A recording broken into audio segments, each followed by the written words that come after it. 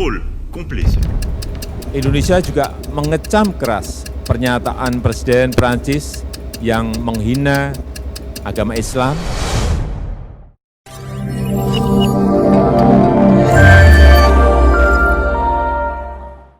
Bismillahirrahmanirrahim. Assalamualaikum warahmatullahi wabarakatuh. Alhamdulillah Rabbil alamin wa bihi nasta'inu ala umuri dunya waddin. Wassalatu wassalamu ala ashrafil anbiya'i wal mursalin wa ala alihi wa ashabihi wa man tabi'ahum bi ihsanin ila yaumiddin, amma ba'd. Sahabat muslim, teman-teman, rekan-rekan, kaum muslimin dan muslimat dimanapun berada. Di akhir-akhir ini kita digemparkan oleh sosok orang nomor satu di Prancis yang kita kenal dengan nama Presiden Emmanuel Macron, yang dalam kebijakannya, dalam keputusannya membiarkan penistaan terhadap Islam, wabil khusus penistaan terhadap Rasulullah Nabiullah Muhammad sallallahu alaihi wasallam. Ini adalah satu kemurkaan besar bagi umat Islam, karena ketika membiarkan penistaan tersebut, maka tentunya berdampak besar kepada kekerasan, berdampak besar kepada konflik, kebebasan, berdemokrasi, dan seterusnya.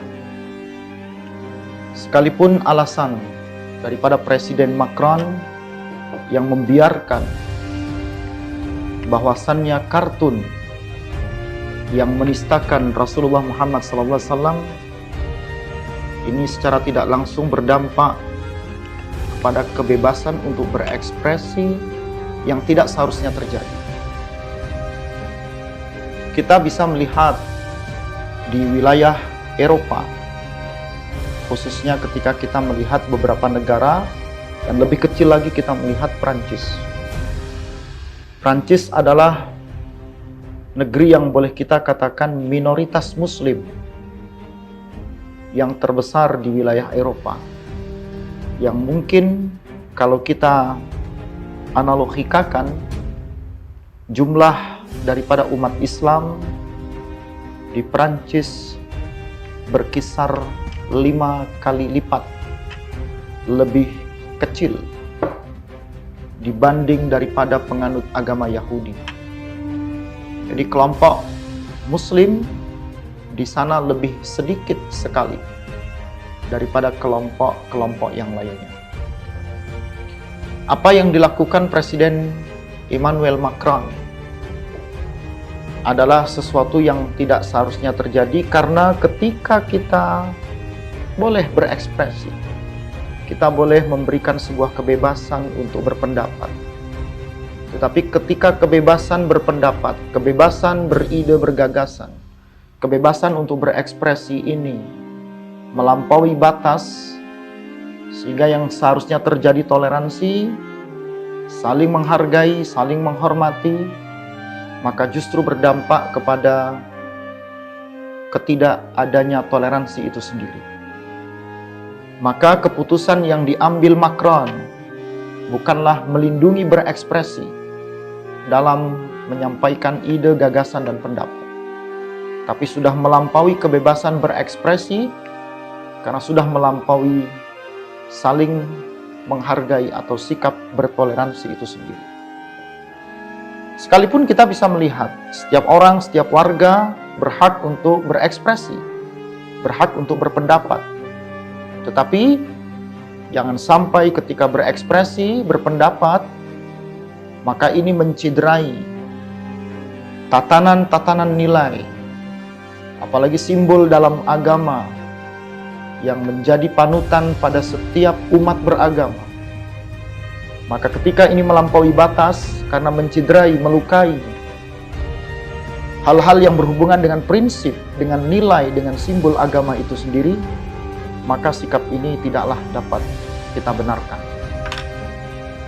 Ketika penistaan itu terjadi kepada Rasulullah, ketika penistaan itu terjadi terhadap umat Islam, bukankah Islam adalah agama yang penuh dengan kedamaian? Dinus salam. Bukankah Islam adalah agama yang selalu mendatangkan keselamatan, kesejahteraan, kebahagiaan? Tetapi ketika Islam dituduh, dihina, menjadi agama yang mendatangkan kekerasan, agama yang bersifat menindas, maka ini tentunya sudah tidak dapat dibenarkan.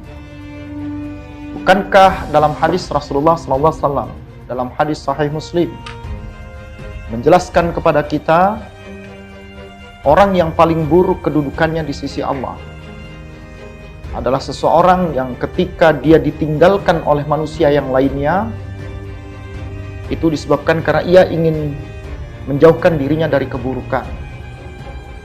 Inna syarran nasi indallahi manzilatan yaumal qiyamah. Sesungguhnya orang yang paling buruk kedudukannya di sisi Allah pada hari kiamat, man tarakahun nas ittiqa'a syarrah, adalah siapa yang ditinggalkan oleh manusia yang lainnya karena ia ingin menjauhkan dirinya atau menjauhkan keburukannya. Artinya di sini ya, kita bisa melihat ketika agama Islam sebagai agama yang mendatangkan pencerahan, Islam sebagai agama yang memberikan ekspresi kebebasan, Islam sebagai agama yang mengekspresikan kebahagiaan, kedamaian, ketenangan, ketentraman. Tapi ketika ada yang memupuk pertikaian, memupuk ketidakdamaian, maka ini secara tidak langsung adalah sesuatu yang sepatutnya tidak terjadi. Dalam hal ini, sebagai umat yang beriman kepada Allah, sebagai warga negara yang baik, sebagai sosok muslim yang bertafakuh fiddin dan selalu mengedepankan nilai-nilai kemuliaan, ketinggian agama Islam, sepatutnya lah kita menjunjung tinggi sisi kemaslahatan, kita menjunjung tinggi kedamaian, kita menjunjung tinggi sikap saling menghargai di tengah-tengah terjadinya perbedaan. Bukan saling menjatuhkan, bukan saling menindas, bukan saling mengintimidasi. Dalam hal ini, sikap keras sebagai bentuk ekstremisme maupun radikalisme adalah tentunya sikap yang tidak menutup diri untuk harus kita jauhi. Sebagaimana kita menolak kekerasan, kita menolak terjadinya kejahatan, kita menolak terjadinya kebatilan, kezaliman, kriminal, pembunuhan, dan seterusnya. Ini adalah dampak dari sikap-sikap yang bukan menjadi bagian dari tuntunan dan ajaran dari agama apapun. Artinya di sini,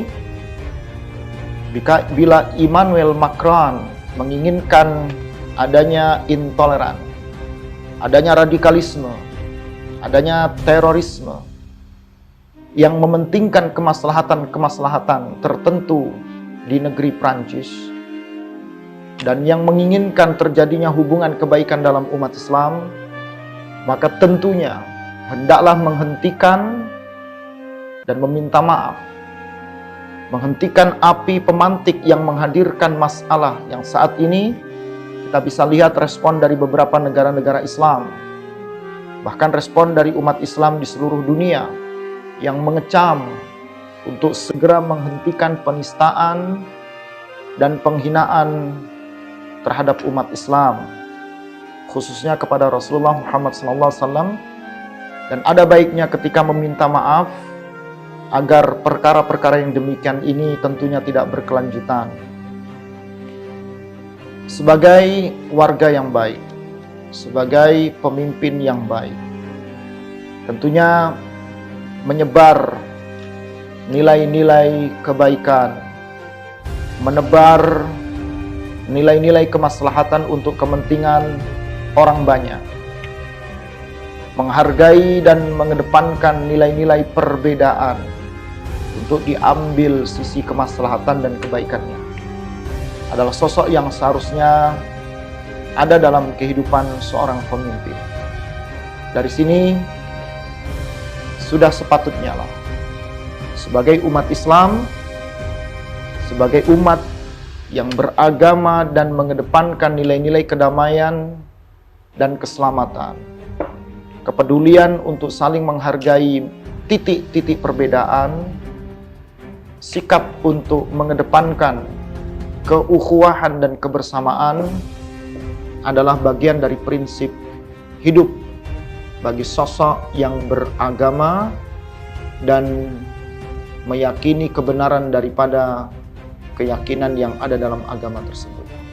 Sebagai seorang muslim, tentunya tidak ada paksaan untuk memeluk agama apapun kecuali agama yang mendatangkan kebenaran dan keyakinan dalam dirinya.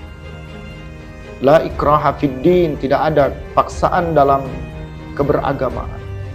Tapi keberagamaan itu muncul atas dorongan rasa takut, atas dorongan rasa keyakinan, atas dorongan rasa kebenaran, yang tentunya ketika Islam menjadi agama yang mendatangkan kemaslahatan-kemaslahatan yang membentuk kepribadian seseorang untuk berpikir lebih arif dan bijak, sudah sepatutnya sebagai umat yang beriman kepada Allah menghentikan agar kecaman-kecaman yang berhubungan dengan memojokkan, menindas kehidupan keberagaman umat Islam adalah sesuatu yang harus kita kedepankan. Mudah-mudahan Allah memberikan petunjuk kepada siapapun dan Allah memberkahi dengan segala kekuatan dari keyakinan yang kita miliki, dan yang tidak kalah penting, sikap kearifan dan kebijakan kita menghargai titik apapun dari titik-titik perbedaan dalam keyakinan adalah sesuatu yang lebih harus diutamakan. Sebagaimana Rasulullah selalu menghargai orang-orang yang berbeda pendapat, Rasulullah menghargai orang-orang yang belum berada dalam satu keyakinan, Rasulullah selalu mengedepankan sikap kearifan kebijakan bagi orang-orang, pemeluk-pemeluk, manusia-manusia yang saat itu belum mendapatkan petunjuk dari Allah Subhanahu wa taala. Ittaqillah, takutlah kepada Allah.